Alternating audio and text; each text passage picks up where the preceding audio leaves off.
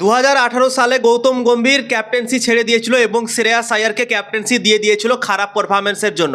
সেই কাজটা কি আজিঙ্ক্য রাহানেকেও করা উচিত? আজিঙ্ক্য রাহানে যতদিন থেকে কলকাতা নাইট রাইডার্সের ক্যাপ্টেন হয়েছে, কলকাতা নাইট রাইডার্স ভালো পারফরমেন্স দিতে পারছে না। 2025 সাল কলকাতা নাইট রাইডার্সের জন্য পুরোপুরিভাবে খারাপ গিয়েছিল। 2026 সাল শুরু হয়েছে, তা সত্ত্বেও এখন পর্যন্ত 5টা ম্যাচ হয়ে গিয়েছে, কলকাতা ম্যাচে জিততে পারেনি বন্ধুরা। এবং এই পারফরমেন্সের জন্যই এখন প্রশ্ন উঠতে শুরু করে দিয়েছে আজিঙ্ক্য রাহানের ওপর। তারপর অভিষেক নায়ার যে কোচ আছে তাকে নিয়েও অনেকগুলো প্রশ্ন উঠছে, কি কোচ কি করছে, হেড কোচের ভূমিকা তাকে দেওয়া হয়েছে, কিন্তু দল কেন ম্যাচ জিততে পারছে না, কেন ভালো দল সিলেক্ট করতে পারছে না, কি ক্যাপ্টেন্সি করছে, কি কোচিং করছে, সবগুলো কিন্তু প্রশ্ন উঠছে বন্ধুরা। 2018 সালে গৌতম গম্ভীরের উদাহরণটা আপনাদেরকে এই জন্যই দিলাম কি গৌতম গম্ভীর 2018 সালে দিল্লি ক্যাপিটালসের ক্যাপ্টেন্সি ছিল, ঠিক আছে, এবং দিল্লি ক্যাপিটালস ভালো পারফরমেন্স করতে পারছিল না। প্রথম 5-6টা ম্যাচে তারা 1-2টা ম্যাচে জিততে পেরেছিল এবং খুবই বাজে পারফরমেন্স করছিল, ভালো পারফরমেন্স করতে পারছিল না গৌতম গম্ভীরের ক্যাপ্টেন্সিতে। তাই জন্যই গৌতম গম্ভীর নিজে থেকে ক্যাপ্টেন্সি ছেড়ে দিয়েছিল এবং শ্রেয়াস আয়ারকে ক্যাপ্টেন্সি দিয়ে দিয়েছিল। তারপর আমরা দেখেছিলাম কি গৌতম গম্ভীরকেও ড্রপ করে দেওয়া হয়েছিল, সে বেঞ্চে বসেছিল ভাই ওই বছর,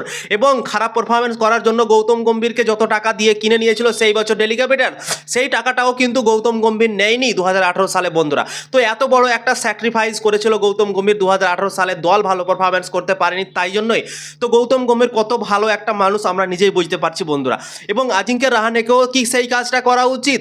আজিঙ্ক্য রাহানে 2025 সাল থেকে কলকাতার ক্যাপ্টেন্সি করছে, একদম বাজে পারফরমেন্স, খুবই খারাপ পারফরমেন্স কলকাতা নাইট রাইডার্সের হয়ে গিয়েছে যতদিন থেকে আজিঙ্ক্য রাহানেকে করা হয়েছে ক্যাপ্টেন বন্ধুরা। তো আমার মনে হয় আজিঙ্ক্য রাহানেকেও সেই কাজটাই আমার মনে হয় করা উচিত। কলকাতা নাইট রাইডার্স যেভাবে পারফরমেন্স দিয়েছে এখন পর্যন্ত তার ক্যাপ্টেন্সিতে, তাকে আমার মনে হয় স্টেপ ডাউন করা উচিত এবং বলা উচিত কি রিঙ্কু সিংকে ভয়েস ক্যাপ্টেন যেমন করা হয়েছে, আজিঙ্ক্য রাহানে বলতে পারে কি আমি ক্যাপ্টেন্সি ছেড়ে দিচ্ছি, রিঙ্কু সিং ক্যাপ্টেন্সি করে না, দেখা যাক কি হয়। যে কাজটা গৌতম গম্ভীর করেছিল, শ্রেয়াস আয়ারকে ক্যাপ্টেন্সি দিয়ে দিয়েছিল, নিজে ছেড়েছিল এবং বলেছিল কি তোমার কাছে একটা সুযোগ আছে, তুমি ক্যাপ্টেন্সি করো এবং দলকে ওপরে নিয়ে যাওয়ার চেষ্টা করো, গৌতম গম্ভীর শ্রেয়াস আয়ারকে সেই সময় বলেছিল বন্ধুরা। তো আজিঙ্ক্য রাহানেও সেই কাজটাই করতে পারে বন্ধুরা। আজিঙ্ক্য রাহানে বলতে পারে রিঙ্কু সিংকে কি আমার ক্যাপ্টেন্সিতে যেহেতু ভালো পারফরমেন্স দিতে পারছে না দল, তো তুমি ক্যাপ্টেন্সিটা করো, দেখো তোমার ক্যাপ্টেন্সিতে কি করে দল, কেমন পারফরমেন্স দেয়, সেটাই দেখার বিষয় হবে। তো এই কাজটা আজিঙ্ক্য রাহানে করতে পারে বন্ধুরা। যেভাবে পারফরমেন্স তার ক্যাপ্টেন্সিতে হয়েছে, এই কাজটা আমার মনে হয় কি করা উচিত, আজিঙ্ক্য রাহানেকে স্টেপ ডাউন করা উচিত।